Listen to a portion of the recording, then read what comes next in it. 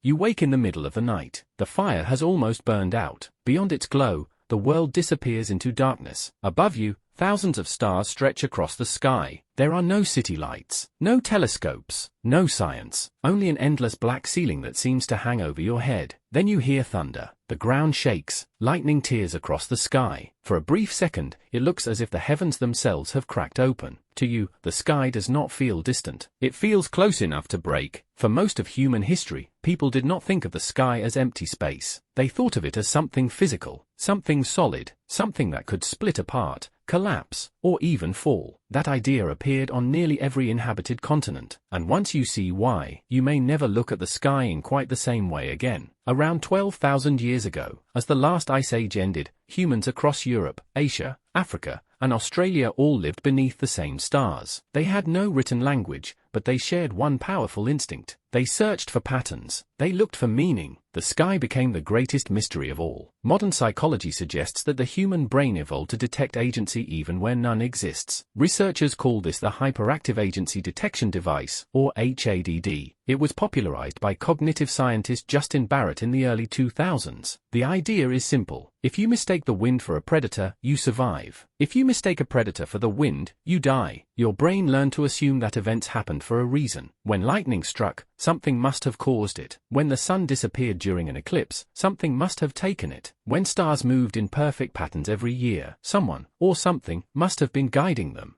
Except there was a problem. The sky did not always behave predictably. In 585 BC, according to the Greek historian Herodotus, a solar eclipse suddenly darkened the battlefield during a war between the Medes and the Lydians. The armies immediately stopped fighting. They believed the heavens were sending a warning. Even civilizations with advanced astronomy could still fear that the sky itself had become unstable. But thousands of years before written history, ancient hunter-gatherers had far less information. Imagine standing on an open plain 30,000 years ago. The Milky Way is bright enough to cast faint shadows. Meteors streak overhead without warning. Comets appear once in a lifetime. The moon changes shape every night. Nothing about the sky seems fixed. That uncertainty shaped the earliest myths humanity ever created. One of the oldest surviving examples comes from ancient Egypt around 2400 BC. The sky was imagined as a giant goddess named Nut. Her body stretched across the entire earth while the god Shu physically held her above the land. Without Shu's strength, the heavens would collapse onto humanity. Thousands of kilometers away, the Norse imagined something surprisingly similar. They believed for dwarfs named Nori, Suri, Ostri, and Vestri stood at the corners of the world, holding up the sky like massive pillars. Different cultures, different languages, the same fear. The sky needed support. Anthropologists noticed this pattern long before modern archaeology. During the late 19th century, British scholar Edward Burnett Tylor collected myths from cultures around the world. Again and again, he found stories describing the heavens as a physical object resting above humanity. Some imagined it as stone, others described it as metal. Many believed it was a giant dome. That idea was not irrational. It came directly from observation. Stand in an open desert or on a flat coastline. The horizon curves around you in every direction. Clouds appear to touch the earth in the distance. The sky looks exactly like an enormous bowl turned upside down. Without satellites or aircraft, there was little evidence suggesting otherwise. Your senses insisted the dome was real. Then nature reinforced the illusion. Every year, massive storms rolled across ancient landscapes. Dark clouds swallowed the sun.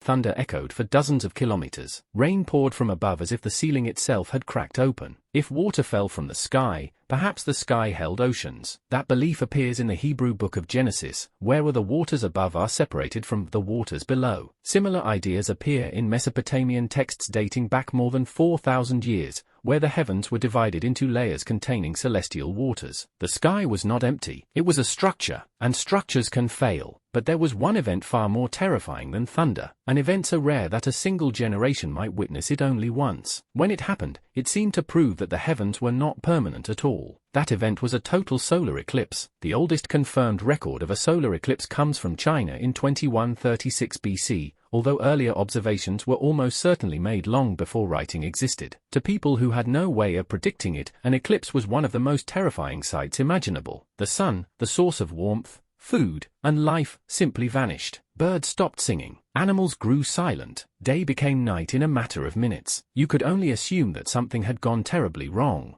In ancient China, people believed a celestial dragon was devouring the sun. Drums were beaten across villages to frighten the creature away. In Vietnam, it was said to be a giant frog. In parts of Scandinavia, wolves named Skoll and Hattie chased the sun and moon across the sky, waiting for the day they would finally catch them. Different creatures, different continents, the same conclusion: the sky was under attack. But eclipses were only part of the story. Sometimes, the sky seemed to fight back. Around 3,600 years ago, the eruption of Santorini in the Aegean Sea blasted ash high into the atmosphere. Across the eastern Mediterranean, the sun dimmed, skies darkened, and strange sunsets appeared for months. Volcanic eruptions like this, along with later events such as the eruption of Tambora in 1815, showed how easily the appearance of the heavens could change. To ancient observers, the sky itself seemed wounded. Then there were meteors. Every year, Earth passes through streams of cosmic debris, producing meteor showers. Today, we know they are tiny particles burning in the atmosphere. But imagine seeing dozens of fiery streaks crossing the sky with no explanation. Some looked like arrows, others looked like stars falling to Earth. Many cultures took the phrase literally. The idea that stars could fall strengthened the belief that the heavens were not eternal. Pieces could break away, cracks could appear, the ceiling above humanity might not last forever. Modern archaeology has uncovered another clue. At the Neolithic site of Göbekli Tepe in present-day Turkey, built around 9600 BC, enormous stone pillars are covered with carvings of animals, birds, and celestial symbols. Some researchers, including engineers Martin Sweatman and Demetrius Tsikritsis, have proposed that parts of the site may preserve memories of an ancient comet impact. The hypothesis remains controversial and is not accepted as a consensus by archaeologists, but it highlights something important. People remember the sky, not simply as decoration, but as something capable of changing history. Perhaps the strongest evidence comes from mythology itself. In Norse tradition, Ragnarok ends with the heavens splitting apart before a new world emerges. In the Maya sacred text, the Popol Vuh, previous worlds are destroyed before creation begins again. In Hindu cosmology, the universe passes through immense cycles of creation and destruction stretching across billions of years. Even in traditions separated by oceans, humanity imagined that the sky,